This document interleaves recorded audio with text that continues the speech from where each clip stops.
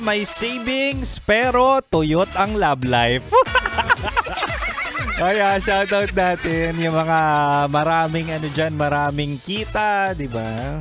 Maraming pinamasada, 'di ba? Pwede rin yung mga mahal nating super diyan na talaga nga naman masipag kumayod. Akala mo ang daming binubuhay pero at the end of the day single naman pala. Ay, goods yan goods yan. Ako matataas ang tingin ko at saludo talaga ako sa mga taong marunong mag-impok. Alam niyo ba impok? Marunong mag-save ng pera. Di ba? Ako kasi wala nang jowa. Nako, wala rin pera.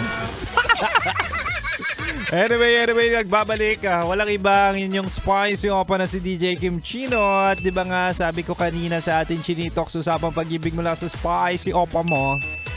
Ibibigay ko ang 3 dilig para sa love life mong tuyot. Sinasabi ko sa inyo, alam ko ang pakiramdam na tuyot.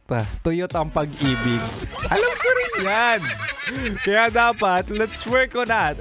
Let's work on it, diba? Para at least, kahit summer ngayon, kahit mainit ang panahon, hindi madedrain, hindi matutuyot ang love life natin. Gagalingan natin, okay?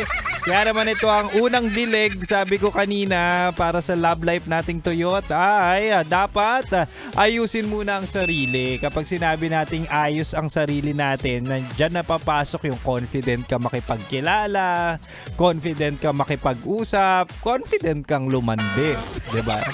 And at the same time, dapat klaro sa sarili natin. Klaro sa sarili natin na at the end of the day, lumalandi ako para magka-jowa.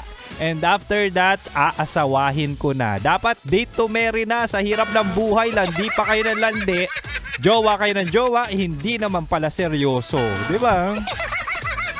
O alam nyo na, dapat healed na tayo bago pumasok sa relasyon or mag-commit. Pangalawa, mahal na dilig sa tuyot na love life. Ay nako, sinasabi ko sa inyo, get out on your comfort zone. Diba? Ito na yung papasok na kung saan kapag ikaw ay tatamad-tamad, kapag ikaw ay puro trabaho, puro pag-iipon, walang ginagawa para magka-jowa, magka-love life, ay nako, nga. Gabi-gabi ka na lang jowang-jowa, di ba? Gabi-gabi ka na lang nakakamiss ng cuddle. Gabi-gabi ka na lang naiinggit, kakascroll mo, may magjowang sweet, inggit ka talaga niyan. Ay, totoo yun Ito na yung sinasabi natin na kapag comfort zone, dapat labas-labas din. Ano ibig sabihin yan? Try new hobbies. 'Di ba? Subukan niyo yung mga usong activities ngayon. Zumba, fun run, 'di ba?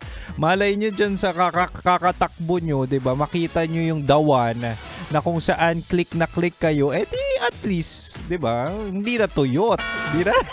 Katulad ng sabi dito sa live natin sa TikTok, pickleball. Uso nga yung pickleball ngayon yung parang ping-pong.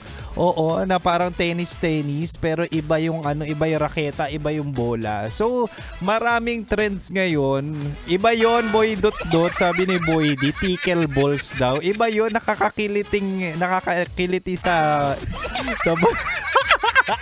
naka-ere ako, mamaya ko ano masabi ko. Anyway, it's pickleball. Try nyo rin kapag meron kayong time, meron kayong opportunity.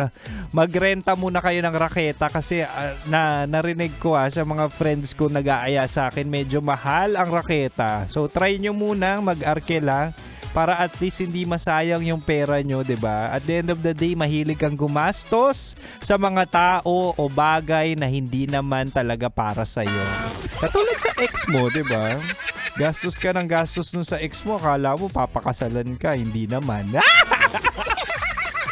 Anyway, gusto ko lang sabihin pala na kami ay naka-live sa Facebook at TikTok ng 90.7 Love Radio Manila. Kaya kung gusto nyo makipagkulitan online ngayong Friday night, papunta kayo doon. But for now, balik na muna tayo sa Rakrakan Music. And of course, dito ka lang sa 90.7 Love Radio.